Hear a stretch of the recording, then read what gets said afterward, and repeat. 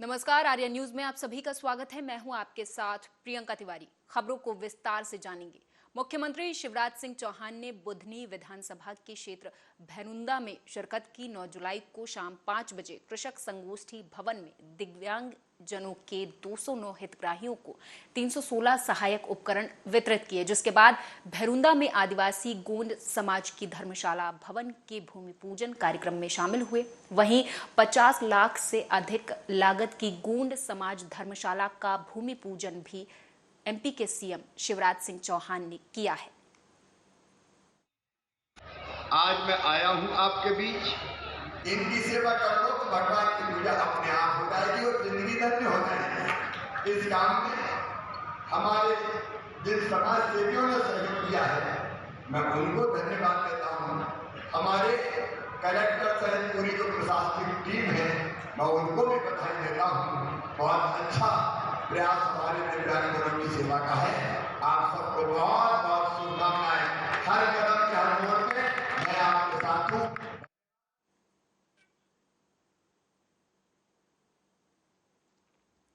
भोपाल नगर निगम की नेता प्रतिपक्ष शाबिस्ता जकी और उनके पति से हुए मारपीट का मामला थमने का नाम नहीं ले रहा। आरोपियों पर धारा 307 लगाने और कड़ी कार्रवाई की मांग को लेकर बड़ी संख्या में कांग्रेस कार्यकर्ताओं ने आज श्यामला हिल्स थाने का घेराव कर जमकर प्रदर्शन किया। इस दौरान पूर्व मंत्री पीसी शर्मा, जिलाध्यक्ष मोनू सक्सेना की पुलिस के साथ तीखी नोकझोंक भी देखने को मिली। कांग्रेसियों ने जल्द आरोपियों के खिलाफ धारा 307 लगाकर कड़ी कार्रवाई करने के लिए पुलिस अधिकारियों को ज्ञापन सौंपा और 2 दिन का अल्टीमेटम दिया है। इसके साथ ही कांग्रेसियों ने कड़ी कार्रवाई न होने पर सीएम हाउस का घेराव करने की चेतावनी भी दी है। देखिए, हमको जानकारी लगी थी, हमने एक्यूज पर्सन को घूमते हुए देखा। 327 लगी हमारी एफआईआर के अंदर। मुझे ग्रेवियस इंजुरीज आई, जो मेरे मेडिकल में लिखा। मेरे हस्बैंड का फ्रैक्चर आया, वो भी मेडिकल एविडेंस के अंदर लिखा ग्रेवियस इंजुरीज। तो भी पुलिस वालों ने 307 नहीं लगाई, 327 को भी काट दिया। जबकि यहाँ पर रिकॉर्डिंग है, पुलिस के पास में रिकॉर्डिंग है, वो पैसे मांग रहा है पुलिस के सामने। पुलिस सारा तमाशा देख रही है, लेकिन उनके ऊपर कोई कार्रवाई नहीं हुई। ना उनके ऊपर 307 लगी, ना 326 लगी, और 327 को भी हटा दिया गया। और इसलिए हटा दिया गया, कम धारा कर दी गई कि उनको थाने से ही बेल मिल जाए और वो कोर्ट पे चुपचाप जाके अपना बेल करा लें और सीधे कुछ। तो मैं ये पूछना चाहती हूँ माननीय शिवराज सिंह चौहान मामा जी से, मैं भी उनकी एक बहन हूँ और उनके घर के सामने रहती हूँ, और एक जनप्रतिनिधि, एक महिला, जो मैं लोक सेवक हूँ। देखिए, बड़ा चिंता का विषय है। मध्य प्रदेश की भारतीय जनता पार्टी की सरकार बोल रही है कि मध्य प्रदेश में कानून का राज है, लेकिन मुख्यमंत्री की नाक के नीचे थाने से 50 कदम दूर और फरियादी जो है वो थाने से 50 कदम दूर, और मुख्यमंत्री निवास भी यहीं पर है। न्याय नहीं मिल रहा है। सीनियर एडवोकेट है, 3 बार की जनप्रतिनिधि हैं, और मध्य प्रदेश की राजधानी भोपाल है। क्राइम का आंकड़ा कहां पहुंच रहा होगा? एनसीआरबी के आंकड़े इसका मतलब सच है कि मध्य प्रदेश में सबसे ज्यादा अत्याचार जनता पर हो रहा है, वो भी मुख्यमंत्री की नाक के नीचे। हम न्याय मांगने आए हैं। छोटी सी बात है, पुलिस तो खैर भारतीय जनता पार्टी के सारे पे काम कर रही है, क्योंकि जो अपराधी हैं, जो आरोपी हैं, वो भारतीय जनता पार्टी से जुड़े हुए लोग हैं। देखिए, बड़ा चिंता का विषय है। मध्य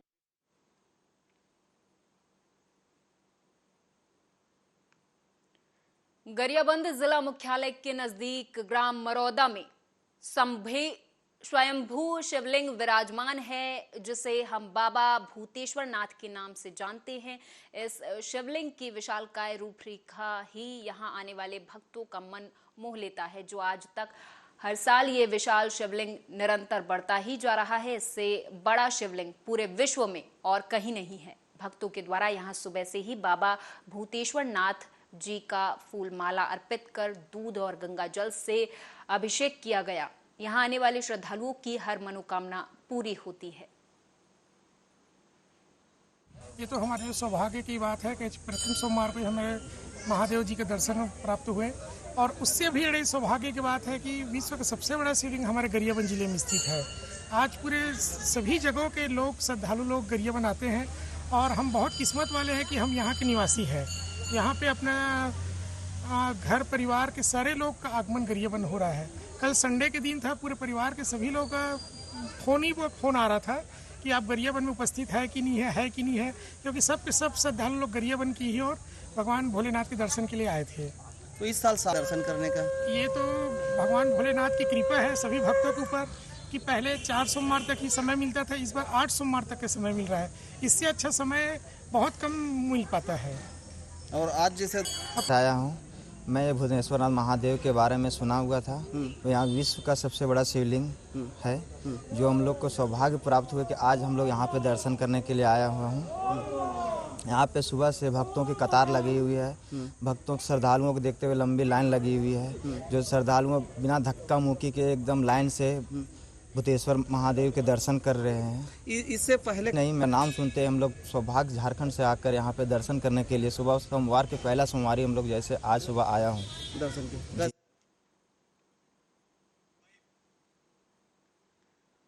छिंदवाड़ा के जिला पंचायत के पूर्व उपाध्यक्ष और चौरई बीजेपी ग्रामीण मंडल अध्यक्ष के द्वारा गुरु पूर्णिमा के उपलक्ष्य में अन्नपूर्णा लॉन में गुरु पूजन कार्यक्रम का आयोजन किया गया, जहां सबसे पहले क्षेत्र से पधारे ब्राह्मण और भगवताचार्यों, पुजारियों और सभी धार्मिक संतों का पैर धोकर पूजन अर्चन किया गया। उसके बाद अंग वस्त्र भेंट किए गए, सभी का स्वागत भी किया गया। कार्यक्रम की शुरुआत भगवान परशुराम का पूजन अर्चन करते हुए दीप प्रज्वलित कर की गई है। आज शैलेंद्र पटेल ने जो अपना ब्राह्मणों के प्रति श्रद्धा की भावना को रखा और समाज के अंदर नहीं, जिला के अंदर में ब्राह्मणों के प्रति इतनी कर्मनिष्ठ बन करके और अपनी पूजन करके ब्राह्मणों का आशीर्वाद प्राप्त किया, ये लोगों के लिए मार्ग सूचक प्रेरणादायक कार्य है। सभी लोगों को इस प्रकार के सत्कर्म में सहयोग देकर के ब्राह्मणों का मान सम्मान, गुरु के प्रति श्रद्धा की भावना भव्यता से हुआ। और शास्त्रों में बड़ा सुंदर उल्लेख आया है कि नमो ब्रह्मण देवाय गौ ब्राह्मण हिताय च जगत हिताय कृष्णाय गोविंदाय नमो नमः। हमारा भी परम कर्तव्य होता है कि ब्राह्मणों की रक्षा करें, गौ की रक्षा करें और सनातन धर्म की स्थापना करें। उज्जैन महाकाल मंदिर परिक्षेत्र में श्रद्धालुओं का जन सैलाब उमड़ पड़ा। देर रात से भगवान महाकाल के दर्शन के लिए लोग लाइनों में खड़े रहे। जिन्हें भस्म आरती दर्शन की परमिशन नहीं मिली, वे चलित भस्म आरती में सम्मिलित हुए। ऐसे हजारों श्रद्धालुओं ने भस्म आरती दर्शन के लाभ लिए।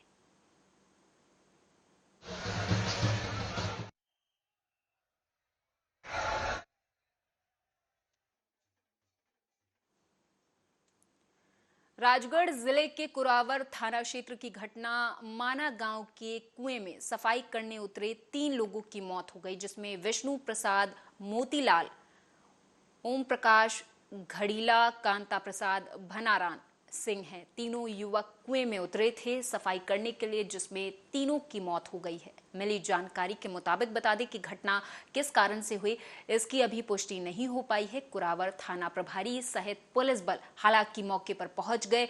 इधर थाना प्रभारी कुरावर का कहना है कि 3 लोगों की मौत हो गई है। मौत किस कारण हुई इसका पता नहीं चल पाया है, इसकी जानकारी की जा रही है।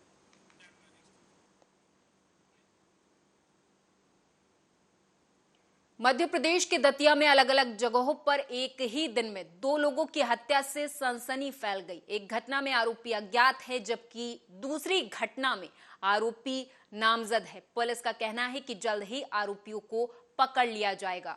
वहीं एसडीओपी कर्णिक श्रीवास्तव ने यहां बताया कि पथर्रा नारायण का रहने वाला आशिक यादव अपने भाई के साथ भांडेर थाना क्षेत्र के लाहार रोड पर किसी काम से आया था।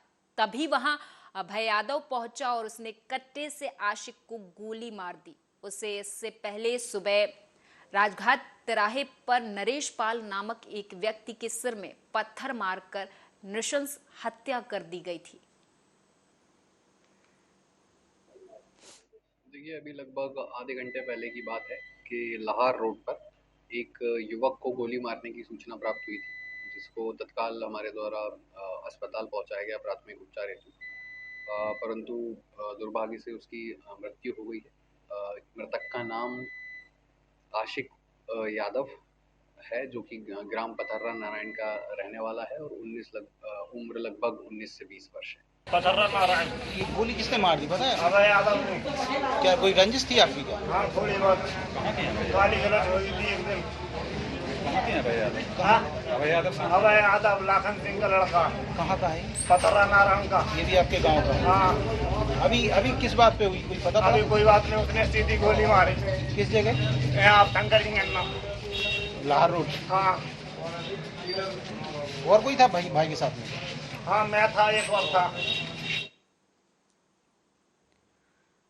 आज उज्जैन में संभागीय पटवारी सम्मेलन का आयोजन किया गया, जिसमें अपनी मांगों को मनवाने के लिए आगे की रणनीति तैयार की गई। इस दौरान बड़ी संख्या में पटवारी मौजूद रहे और अपनी मांगों को लेकर आवाज बुलंद की।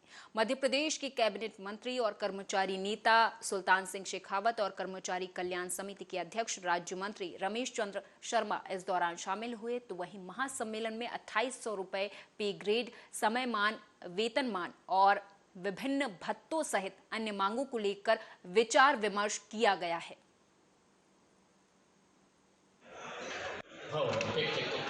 मध्य प्रदेश पटवारी संघ की रूटीन बैठक है और संभागीय सम्मेलन है। संभाग के सारे पटवारी यहाँ उपस्थित हैं और प्रांत से सभी जिलाध्यक्ष और हमारी प्रांतीय कार्यकारिणी के सदस्य आए हुए हैं। साथ साथ हमारी मांगों के बारे में चर्चा भी होना है और शासन प्रशासन से इस बीच में जो भी हमारी बात होती है वो अपने साथियों के साथ में रखते हैं। उसके बाद जो निर्णय होगा वो तो बैठक के बाद होगा। प्रमोशन का है, उचित समयमान का है, उचित भत्तों का है और साथ में कार्यालय भत्तों और सुविधाओं का। सावन माह के पहले सोमवार पर जनपद के सभी शिव मंदिरों में शिव भक्तों का तांता देखने को मिल रहा है। शिव भक्त मंदिरों में पहुंचकर भगवान भोलेनाथ का जलाभिषेक कर रहे हैं, बेलपत्री धतूरा चढ़ा रहे हैं। वहीं शिव भक्तों की सुरक्षा को लेकर भारी पुलिस बल तैनात किया गया है, जो मंदिर के चारों तरफ गश्त कर निगरानी कर रहे हैं।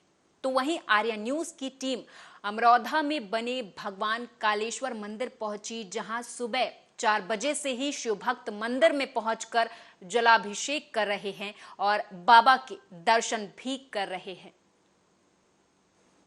कालेश्वर तीर्थ स्थान है और यहाँ बहुत दूर दूर से श्रद्धालु आते हैं और जो श्रद्धालु यहाँ दर्शन करने आते हैं प्रेम पूर्वक वहाँ उनका बहुत सब मनोकामनाएं पूर्ण होती है और इसी वजह से यहाँ से बहुत भीड़ होती है। और आज दिन में मैं आया यहाँ देखा तो बहुत सारी भीड़ थी, इस वजह से हम लोगों ने बहुत अच्छा लगा और दर्शन किए भगवान शंकर के, बहुत अच्छा लगा।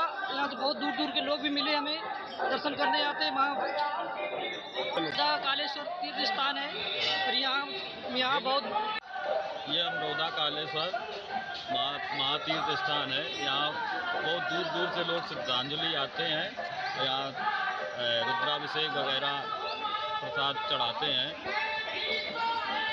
उसकी मनोकामना पूर्ण होती है। तो वहीं गोरखपुर में भी सावन के पहले सोमवार के दिन जगह जगह शिव मंदिरों पर श्रद्धालुओं का जन सैलाब उमड़ा देखा गया। लोगों ने भगवान भोलेनाथ की विशेष पूजा अर्चना की। बाबा मुक्तेश्वर नाथ मंदिर में श्रद्धालुओं ने भगवान भोलेनाथ की आराधना की। इस दौरान मंदिर के पुजारी रामनाथ ने बताया कि ये मंदिर अति प्राचीन मंदिर है। इस मंदिर का सुंदरीकरण कराया गया है और यहाँ पर दूर दूर से श्रद्धालु आते हैं अपनी मनोकामना को लेकर और भगवान भोलेनाथ से विनती करते हैं और भगवान भोलेनाथ इन सभी की मनोकामनाओं को स्वीकार भी करते हैं। बहुत प्राचीन मंदिर है, 4 पीढ़ी से हम लोग इनकी सेवा करते हैं। चौथे नंबर पर मेरा है। सावन इस साल 2 महीने का है। अधिक मास भी है, सावन भी है, 15 दिन सावन है, उसके बाद 1 महीना अधिक मास है, उसके बाद फिर 15 दिन सावन है। इसलिए 800 मोबाइल मिल रहे हैं और इसलिए भक्तों की भीड़ बहुत ज़्यादा काफ़ी संख्या में आ रही है। सावन के महीने में इस समय भोलेनाथ की पूजा करने के लिए बहुत दूर दूर से लोग।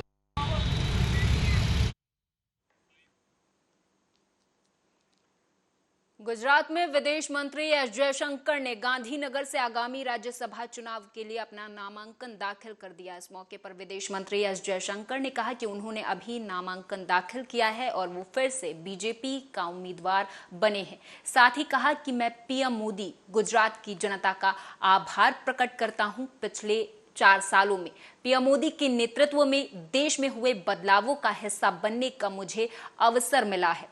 उन्होंने कहा कि मुझे आशा है कि आने वाले 4 सालों में देश में जो भी प्रगति होगी उसमें मैं भी योगदान दे सकूंगा। मैंने पिछले 4 सालों में गुजरात से बहुत कुछ सीखा है। मैंने अभी फॉर्म भरा है कि गुजरात की ओर से राज्यसभा में प्रतिनिधित्व के कारण मैं फिर से भाजपा का उम्मीदवार बना हूं और मैं सबसे पहले तो अपना आभार प्रकट करना चाहूंगा प्रधानमंत्री जी को और भाजपा के नेतृत्व को और गुजरात की जनता को और गुजरात की विधायकों को कि उनकी आशीर्वाद से मुझे एक बार और राज्यसभा में गुजरात के प्रतिनिधि बनने का एक अवसर और मिलेगा। 4 साल पहले मैं गुजरात की ओर से मैं राज्यसभा में उनके संसद का सदस्य बनके मुझे ये गौरव प्राप्त हुआ और आपने देखा होगा कि पिछले 4 साल जो परिवर्तन जो देश में मोदी जी के नेतृत्व में हुआ है और खासकर जो विदेश नीति में जो हुआ है उसमें मुझे जुड़ने का अवसर मिला। मुझे आशा है, अपेक्षा है कि आगे भी जो देश में जो प्रगति जो होगी, जो मोदी जी के नेतृत्व में जो प्रगति होगी उसमें कुछ मेरी ओर से कुछ योगदान भी हो, वो भी मैं चाहूँगा। और गुजरात के साथ जुड़ने का तो मेरा सौभाग्य है। मैं यह भी कहूँगा कि मैंने पिछले 4 साल में बहुत कुछ सीखा है गुजरात से। अभी दिल्ली में यमुना नदी का जलस्तर खतरे के निशान के पार पहुंच गया। यमुना में खतरे का निशान 204.50 मीटर है और दोपहर 1 बजे तक यमुना का जलस्तर 204.63 मीटर दर्ज किया गया। दोपहर 1 बजे 1,90,837 क्यूसेक पानी हथनी कुंड बैराज से यमुना में छोड़ा गया है। वहीं बाढ़ की स्थिति को लेकर लोक निर्माण विभाग यानी पीडब्ल्यूडी मंत्री आतिशी ने कहा कि बाढ़ को लेकर दिल्ली सरकार की पूरी तैयारी है। पानी का स्तर लगातार बढ़ता जा रहा। पिछले 2 दिनों में पानी 8 से 10 फुट बढ़ चुका है। अगले 24 घंटे में 10 से 12 फुट पानी बढ़ने की उम्मीद है।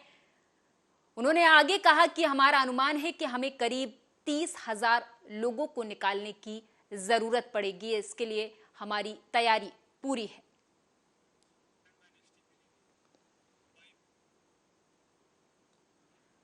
छिंदवाड़ा की चौरई विधानसभा के ग्राम परसोली में नहर का पानी अधिक हो जाने से नहर से पानी खेतों में बह गया और खेत में लगी फसल पानी में बह गई।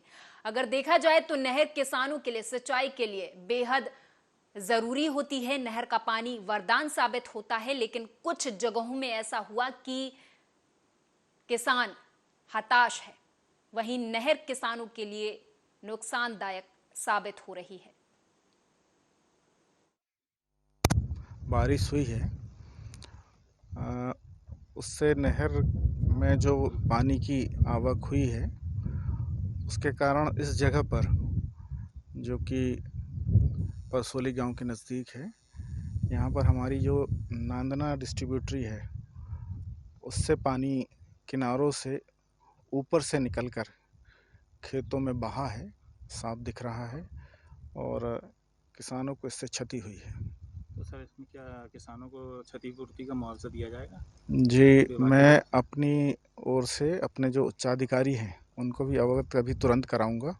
साथ ही मैं हमारे जो कार्यपालन मंत्री महोदय हैं उनको भी साइट विजिट करा के इसकी गंभीरता बताऊंगा और उसमें जो उचित शासन स्तर पर जो कार्रवाई संभव होगी किसानों को। समस्या ये है कि 15 दिन पहले मैंने एसडीओ साहब को अवगत कराया था कि इसके गेट के बाल खुले जाएं, तो बाल हाफ जो खुले थे तो और इनके कर्मचारी ने आके एक गेट बंद कर दिया, दूसरा गेट आधा खुला।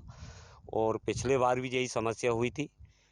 पिछली बारिश में तो हमने 2-3 लाख रुपए लगा के अपनी खेती को सुधार कर लिए थे, पर इसका कोई मुआवजा की मांग नहीं की है। इस बार बताने के बाद भी विभागीय इनके जो कर्मचारी आए उनने बाल बंद करने के कारण नहर से 2-3 फीट ऊपर पानी चला और अति पानी ऊपर से आने के कारण कुआं और खेत की जो मिट्टी है पूरी बह गई है और विभागीय लापरवाही के कारण हुआ है ये। इनके कर्मचारी जो इनने भेजे जवाबदार नहीं थे, ऐसे कर्मचारियों को तुरंत निलंबित किया जाए। समस्या एक ये है कि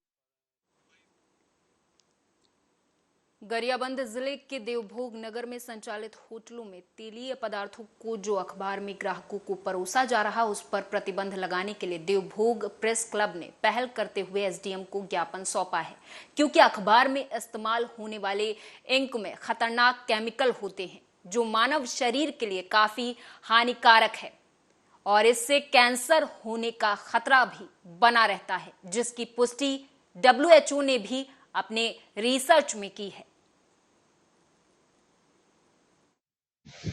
देखिए, बाजार में जितने भी व्यवसायिक प्रतिष्ठान हैं, जैसे खाद्य सामग्री बेचने वाले, चाय, समोसा, जलेबी, भजिया, बड़ा जो भी हो, दैनिक उपयोग में आज के डेट में काफ़ी लोग नाश्ता करने आते हैं और उन्हें पहले जैसे प्लेट सिस्टम में दिया जाता था, सारा बंद कर दिया गया है। अब जो है रद्दी अखबार में दिया जाता है, लेकिन WHO ने बताया कि जो रद्दी अखबार में जो इंक का इस्तेमाल होता है वो इंक जो है शरीर के लिए बहुत घातक है, वो कैंसर का कारक है। इस बात का प्रमाण भी कर दिया गया है, कई जगह पे इस पर प्रतिबंध भी लागू हो गया है। तो आज हम प्रेस क्लब की तरफ से इस बात का पहल किए और आज माननीय एसडीएम महोदया के पास पहुंचे थे ज्ञापन देने और उनसे मांग किया है कि इस पर प्रतिबंध लगाया जाए। अखबार जो कतरन है उसमें बेचने के बजाय वहाँ पे प्लास्टिक कोटेड जो दोना पत्थर है उसका इस्तेमाल किया जाए और ख़ासकर ये जो स्कूल के बच्चे हैं वो दूर दराज से जो आते हैं उनको देखा गया है स्कूलों के आसपास जितने भी होटलें हैं वहाँ भी इस तरह किया जाए तो बच्चों पर ज़्यादा प्रभाव पड़ेगा। तो इसलिए हमने मांग किया है कि स्कूलों में इसके लिए जागरूकता अभियान चलाया जाए, पंचायतों को जोड़ा जाए, राजस्व विभाग को जोड़ा जाए, इवन संयुक्त टीम बनाकर इस पे पहले जागरूकता अभियान चलाया जाए। अगर नहीं मानते हैं तो उन पर दंडात्मक कार्रवाई करने की हम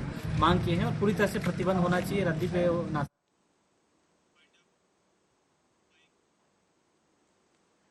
और इसी के साथ इस बुलेटिन में मेरे साथ बस इतना ही। आप देखते रहें आर्या न्यूज।